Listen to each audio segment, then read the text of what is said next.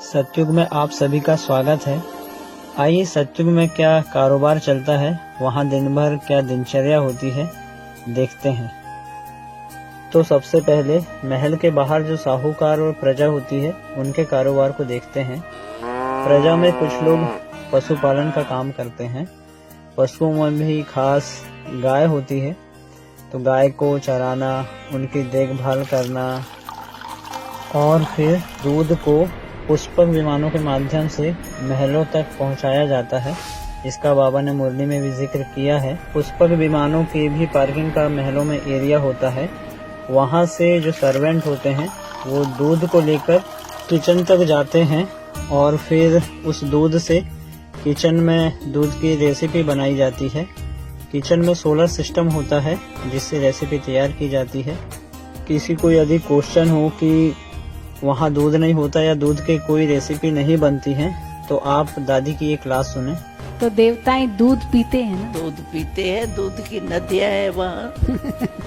यानी इतना है जो जैसे नदियां बहती हैं। तो वहाँ पर पकवान भी खाते होंगे, तली हुई चीजें ये खाते हैं? तली हुई चीज नहीं है, बेकिंग का है, बेक की हुई चीज है।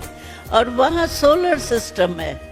इस क्लास की लिंक मैंने डिस्क्रिप्शन में लगा दी है, आप वहां से पूरी क्लास सुन सकते हैं। अब हम आगे बढ़ते हैं। जो बगीचे की देखभाल करने वाले माली होते हैं वो बगीचे से रसदार फलों को तोड़कर उनको महलों तक पहुंचाया करते हैं। फलों में भी सभी प्रकार के फल उपलब्ध होते हैं, खट्टा, मीठा या हमें जैसा स्वाद चाहिए वैसे फल बगीचे में होते हैं।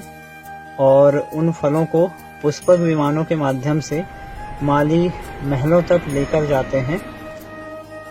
फिर वहां से सर्वेंट उन फलों को कलेक्ट कर लेते हैं। ऐसे ही जो राज्य में कपड़ों के कारोबारी होते हैं वो अपने कारखानों में वस्त्र तैयार करते हैं। उसमें भी राजा रानी, दास दासी, प्रजा, नौकर चाकर सभी के वस्त्र तैयार किए जाते हैं और उनमें कीमती गहने और हीरे लगाए जाते हैं।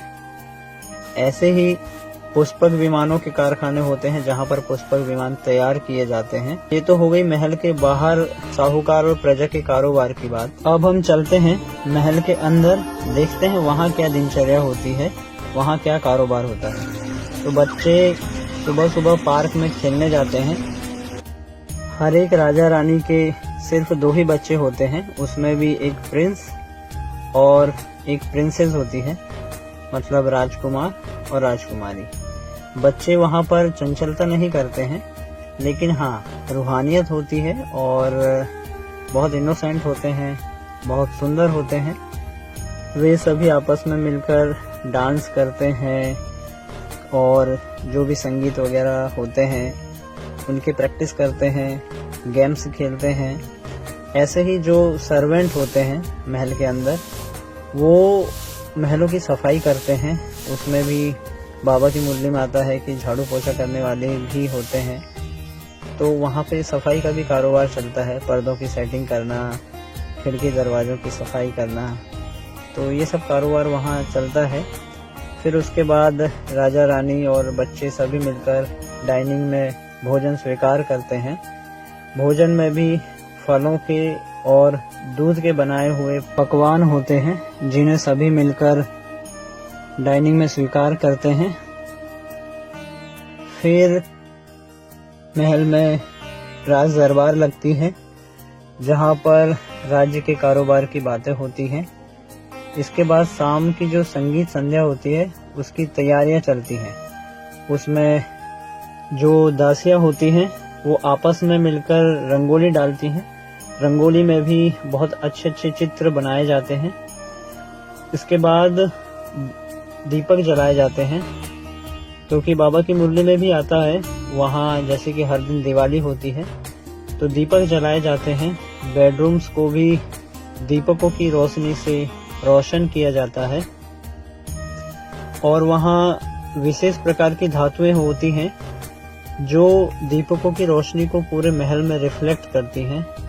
इससे वहाँ की रात भी रात नहीं लगती है, लेकिन चांदनी रात भी दीपकों की रोशनी से पूरी रोशन हो जाती है, जैसे कि दिन ही हो रहा होता है। तो सभी मिलकर दीपक जलाते हैं, फिर सभी मिलकर संगीत और नृत्य का आनंद लेते हैं।